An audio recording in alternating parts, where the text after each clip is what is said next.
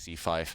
Oh. And, oh wow, okay, meanwhile, a game has started, the Armageddon between Magnus Carlsen and Shakhriyar Mamedyarov. Mamedyarov with the white pieces. And a quick start to this one. It's the English opening. A couple of pieces off the board already at this early stage. Yes, and I'm just going to briefly mention that you guys wanted a Hikaru confessional, and we have a Hikaru confessional, and we'll play that during the break. And there we see Shak stepping up with his queenside pawns. Yeah. A4 on the board from Shak, stepping forward with the queenside pawns, and okay, Magnus just basically playing a Sicilian but with reverse colours. Looks healthy to me. Black setup here, Judith. Who do you kind of hold as the favourite at this early stage? Well, I like Black's position as it is pretty healthy. I'm not sure this A4 it's there, but of course in this position, white bishop from C1, it has a challenging task that where is it going to go, or it will stay there forever. Interesting A5 move, which was done by Mamedyarov, pushing the pawn. If Black is not going to be stopping A6, then I believe Mamedyarov is planning to push all the way. And also probably Queen A4 is something that he might be continuing, or Queen B3. But I'm kind of surprised to have this pawn push on the A5. Especially so early in the game, you know, you're kind of taught that you have to develop your pieces. And Shak is saying, you know what, I'm just going to attack on the queen side and just, whoa, I was not expecting that. Shak is determined that Magnus's king lives on the king side. The Shak attack is real, but he's forgetting to develop his pieces. White's pieces do not look ready for this opening of the position, Judith. Well, 9 years ago when I stopped competitive chess, this was not the way it was considered the way to success. That is true. But to push all your pawns and without developing, you have one developed piece on G2. It's just very strange. Yeah. But now he's going for your plan at least, Judith. Putting some pressure on this black knight. But the problem is, I mean, yes, there's pressure on the black knight, but take a look at white's knight on G1. How on earth is that getting out? Probably the next move to play knight F3. Yeah. But then bishop H3 is also something to think of. I can also imagine that in the next move, let's say black plays D5 or F5, making it a more active play with black. Yeah, I understand what Shak is trying to do. He's trying to open the position because he has bishops, but he's just not ready to do that. And actually, it's the side who's facing the bishop pair who should be trying to speed up the play here. So, yeah, Magnus, it looks like he's got all of his pieces in the game. Nice centralization, everything holding together. Time advantage is disappearing now. It's less than a minute and a half difference between the two. I think in terms of start to this game, not super promising for Mamedyarov. Magnus, could he go 7 out of 7 in the Armageddons? I spoke to him on the rest day, and I can reveal he said he was shocked that he's holding his nerve in the Armageddon. He says he doesn't know how it's happening. Of course, he said he'd give everything for one classical win, but the Armageddon is where he's doing the business. And, okay, pawn takes pawn. And, okay, question here. Take that pawn with the knight, or simply recapture with the pawn on E5? The pawn. That pawn on A6, we laughed at it a little bit, but it's a great endgame pawn. So definitely. Oh, I spoke too soon. It is endgame as the queens leave the board. Yeah, if it was anyone else in the world, I think Magnus would have taken with the pawn, but against Mamedyarov, getting the queens off tends to be good wisdom there. So queens have left. White's pawn structure, not necessarily the worst. Well, black probably wants to go bishop c6 to eliminate the white square bishop, and a6 pawn can be a weakness also in a later stage. Yep, your prediction came true, and those bishops will be leaving the board. Yeah, the problem is black lacks pawn breaks now, or lacks effective pawn breaks, so it feels like white has at least got some level of stability, and those bishops traded as predicted. But is white's a6 pawn enough to give Shak serious winning chances? Because remember, Shak playing with the white pieces is in a must-win situation. Yeah, this white a6 pawn could be backed up nicely by white's knight. If you could imagine a teleportation device, this white knight on h3 somehow landing on b5, attacking these pawns. But right now, it doesn't really kind of make a great impression. I was just thinking about that too, that on b5, but how do I get there? Right? Knight g1, then I have to do what? Knight e2 somehow, but then the e3 pawn is hanging. You need Nakamura's knight to dance around. You need a similar journey. Could you put it on a3? But then How it do gets we get then there? it gets stopped by a pawn on c6 anyhow. But to put it to a3, it's also not. It's e4 ridiculous should as well. be, but you just don't reach that spot. Well, Magnus breaking out in the center. And in terms of the clock situation, remember Magnus did start with a 3-minute deficit over Shakhriyar. Magnus has just got 4.5 minutes, whereas Shak has 6.5 minutes. And Magnus with draw odds will want to play solidly. I think that influenced his queen trade decision. And now this last pawn push. I said he didn't have any pawn breaks. I just assumed he wouldn't want to undouble White's pawns. White's c pawns here. Here, kind of traditionally not favouring White, but Magnus is happy to trade off just to get his knights active. And there we see both the black knights now in the middle of the board. Beautiful settings for black. Look at 2 rooks on the open file, 2 knights in the center, just ideally placed. Yeah, just beautiful centralization, but he has to move one of them. The knight on d5 was attacked, hits the white rook now. But that knight on b4 is going to get anchored there with the c7 pawn. And wow, White's position is beginning to look like it's not good. And there you go, c5. I mean, there's no coordination whatsoever with White's pieces. Well, finally there is a little idea that if White plays, let's say, bishop d2, and somehow when the knight moves away from b4, knight f4 to d5 can jump in. Yeah, he starts with the other move order. Same idea, Judith. First some pressure, though, especially the white e2 pawn, the base of this chain. It's a bit vulnerable. You have to overprotect this pawn somehow before the white knight gets kicked away from its protection. You need to keep this chain intact, otherwise your whole position falls apart. Mamedyarov. h4? h4 looks good, just to prevent pawn to g5. And okay, he chooses instead to use his king to defend the e2 pawn, and a question mark, making White's position worse. g5, knight d4. Ooh, Or immediately. jumping in first. Big threat on the board. Black wants to play that move you mentioned, Judith, g5, kicking away the white knight. Then the e2 pawn will fall. So how to deal with that? I think he has to push the pawn, the h-pawn, to cover that threat. What else? You don't want to touch anything around your king. You don't want to touch your pawns. You'll only weaken them. Instead, he brings his bishop out to block the black rook on the e-file. It feels shaky. Well, It's holding together for now for White.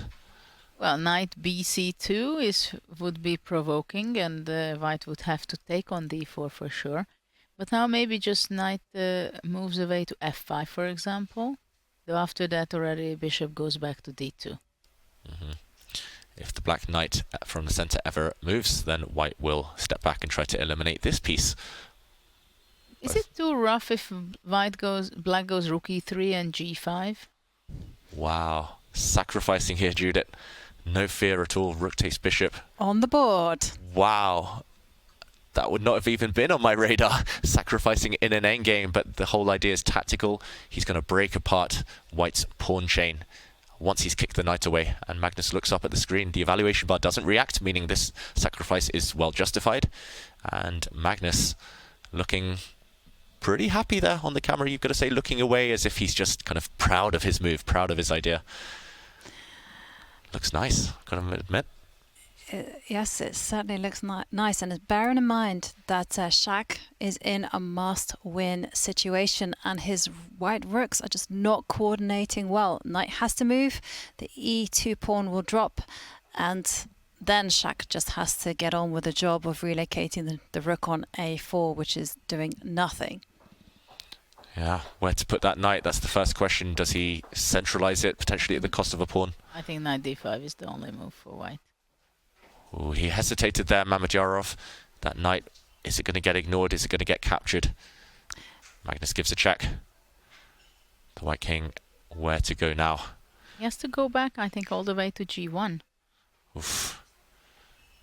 Running away, it has to, as you say, flee back to the corner. But now can't Magnus just simply trade knights and step back and grab those pawns? Yeah, we're expecting Magnus to trade off white's knight. That's the best piece right now. As you say, Jovanka, take this one and then somehow maybe go back for this pawn. That's your idea. Yeah, it's also tempting to actually grab the pawn on d3 immediately with a knight. Exactly, knight d3 and then knight d5 and g4 with the stabilizing the knight to f3. If you can come to f3 with any of the knights, this black king is simply, the white king, sorry, is going to be caught in a box and mated. But of course, there are several ideas. It's only that for black it's tricky what to choose out of the several options. What would you choose, Judith, here? Magnus only needs a draw. He can choose a safer option if he needs. Which one's more simple? I'm very much tempted to go knight d3. I'm not sure that's the best, but I somehow would go knight d3 and knight e5 or knight e1 at some point and g4. You love that knight e1 move. It keeps happening this tournament. Full board vision there. Knight e1 coming in. Watch out for that to happen. Judith's predicted it correctly every time, I think. Knight takes d3 on the board. Magnus makes a bit of a face. He knew that was a difficult decision, and he's under 2 minutes. So he needs to speed up.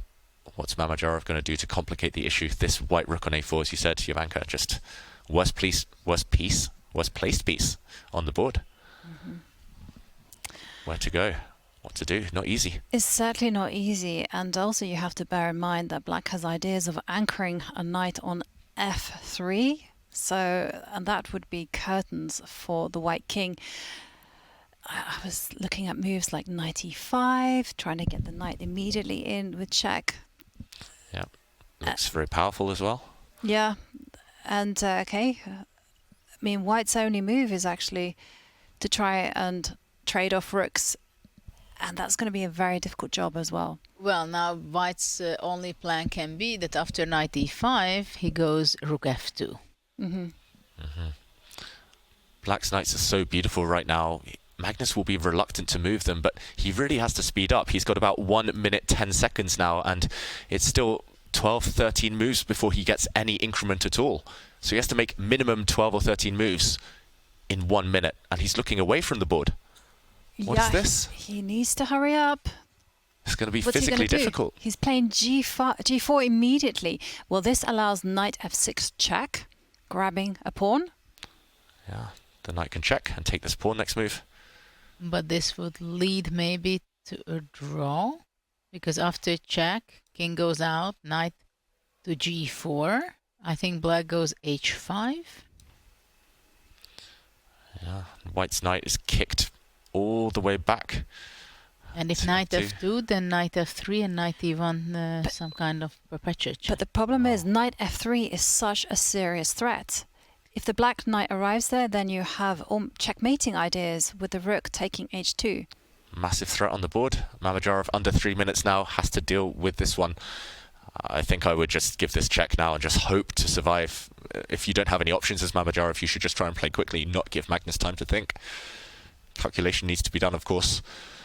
But he has plenty of times for the moment, 2.5 minutes. And if he calculates ahead, then he can play his moves. Not only one, but several moves quickly. Yeah, but Magnus will do the same. To pause now or to pause later, that's the question. I agree with the featured chat, just flag him, just move. Not too many options here for Mamedyarov. I'm looking for others, maybe he can hit the... There is a move rook d1. Yeah, hit one of the black knights with his rook. That must be the only real alternative. Maybe you can... Yeah, it's just so difficult. He just needs to decide. As the featured chat says, white has definitely got ideas of sacrificing on the b6 square later for white's a pawn to run through, but first you have to deal with your king. So he actually steps back with his knight, trying to trade off. Makes a lot of sense as well. But right now, maybe knight f3 is also possible. I know, because takes and knight d3. And there we see a trade of knights. And again, Magnus now has to play very quickly, advances his f-pawn. And Magnus has a dream position. All his pieces are well placed, and white's rooks are just not coordinated. Yeah, rooks thrive on open files, and if you notice, Magnus has blocked every single open file. But look at this, a sacrifice in the air. Watch out for rook takes pawn, followed by the white pawn promoting. We mentioned something similar earlier. This white a pawn is white's only hope. Oh. And, okay, is it on the cards now? That's the question. Rook takes pawn. Magnus, he's allowed it to happen. If rook takes pawn, maybe Is he going to ignore that? There's some counterattacks against the White King. And okay, now the Black Knight has stepped back. He defends everything. No sacrifices available. And White's Rook's looking for those open files. Can he plug that open file with his Knight? With the Black Knight? He's going to have to. And Magnus now under 20 seconds. Ooh, and we see a cross next to Magnus's move. That means a missed opportunity. Maybe there was something stronger. Well, maybe now rook e2 can be unpleasant, or at least fighting for something from White's point of view. Rook e2 on the board. We're going to see the rooks leave the board. Knight comes in.